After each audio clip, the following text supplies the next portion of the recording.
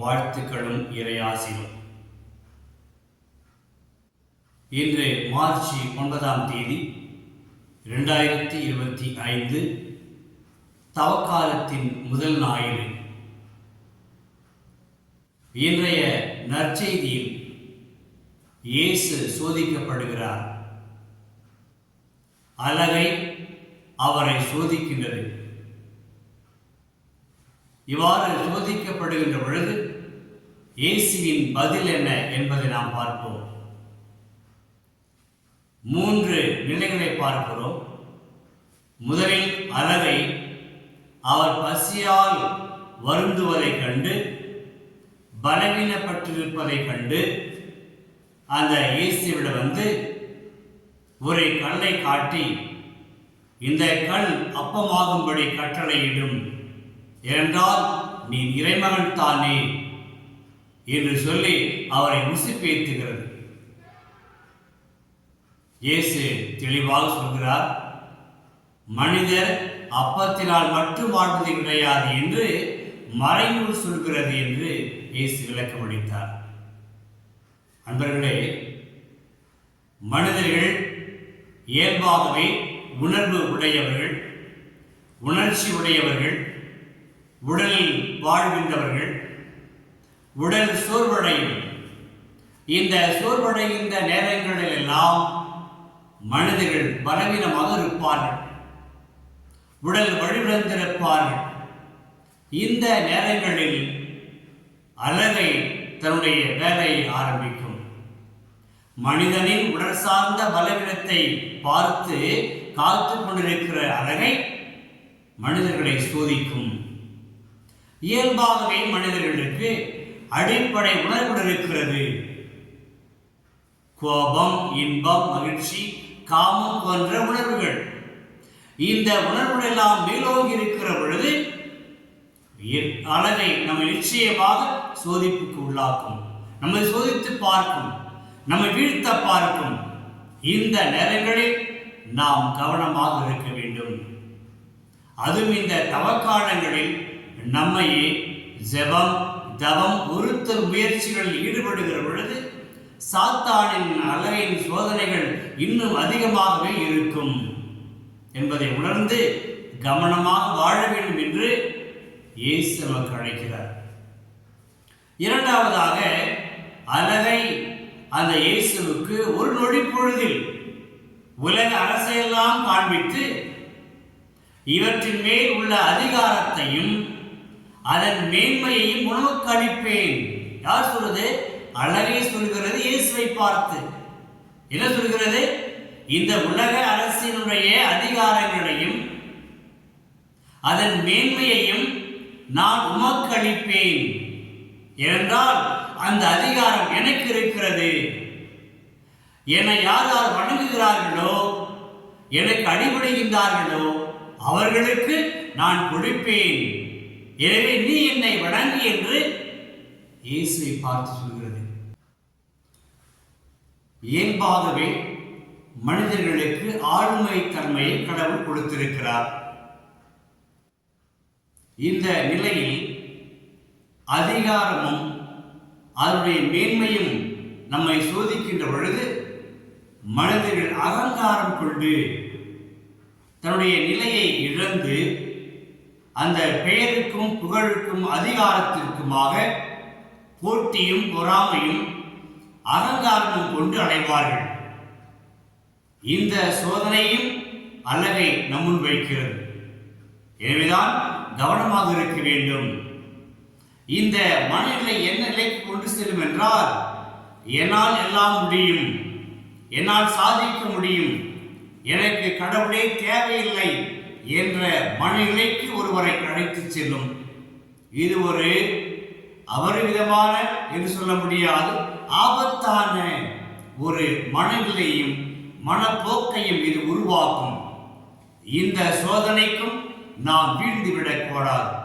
என்றால் இன்றைய காலகட்டத்தில் அதிகார அந்த பேராகவும் புகழும் பெயரும் என்ற நிலையில் மனிதன் ஓடிக்கொண்டிருக்கிறார்கள்.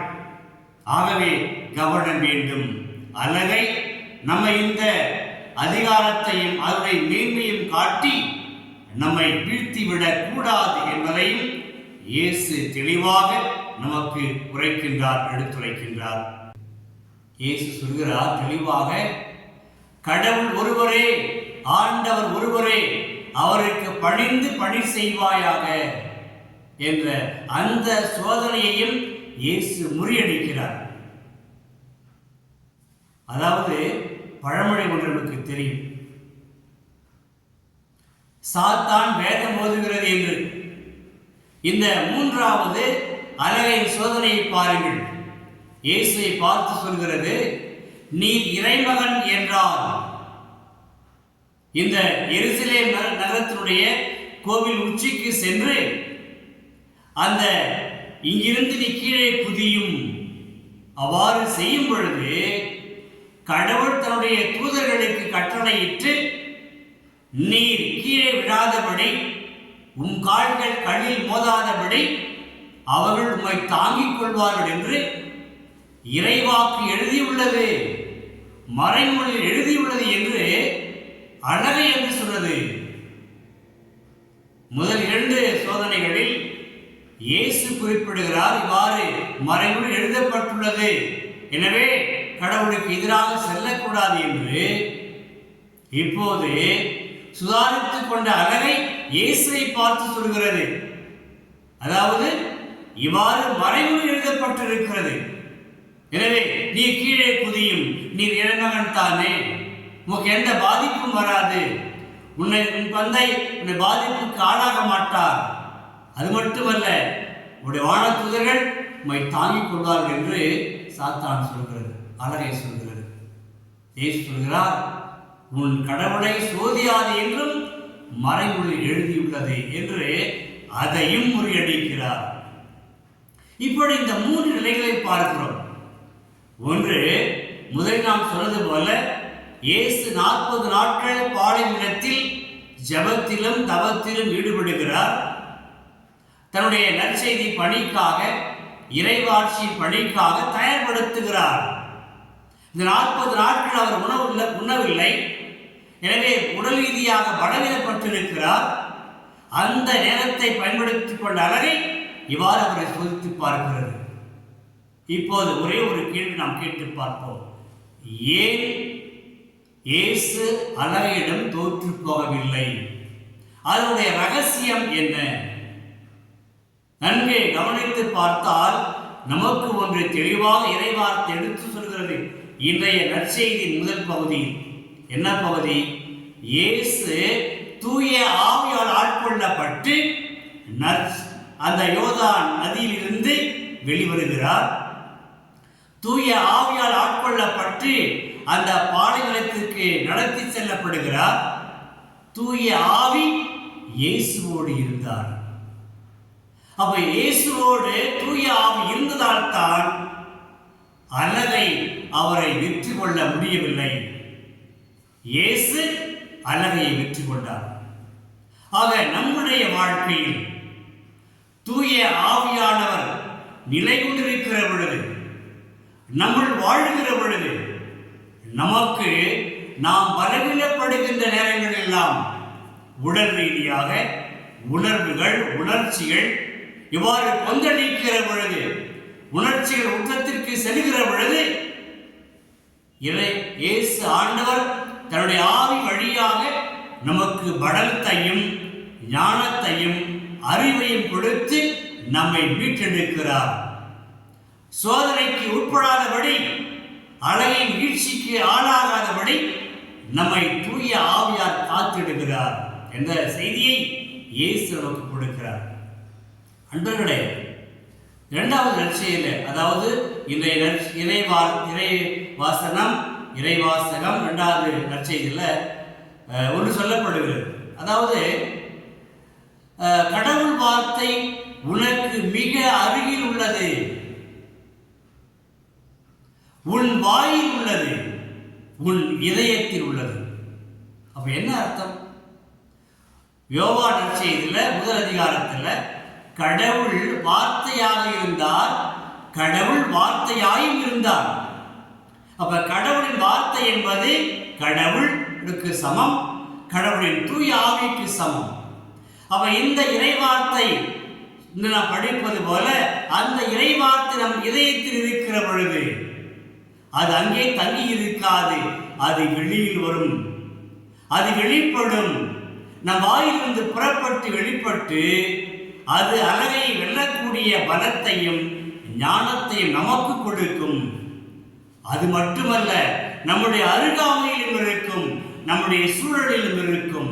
ஆக அழகை நம்மை வெற்றி கொள்ள முடியாது என்று இறைவார்த்தை என்று சொல்கிறது.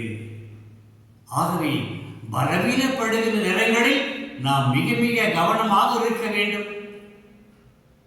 ஆண்டவருடைய ஆவி நம்முடைய இருக்கிறார், செயல்படுகிறார் என்ற ஆழ்ந்த நம்பிக்கை நமக்கு வேண்டும். அழகை சோதிக்கின்ற பொழுது நாம் நிலை குறைந்து போக விடாமல், வீழ்ந்து விடாமல், வீழ்ச்சி அடைந்து விடாமல் இருக்க இறைவார்த்தை தூய ஆவியார் நம்மில் இருந்து நம்மை தாங்கி பிடிப்பார் என்ற ஆழ்ந்த நம்பிக்கை நமக்கு வேண்டும்.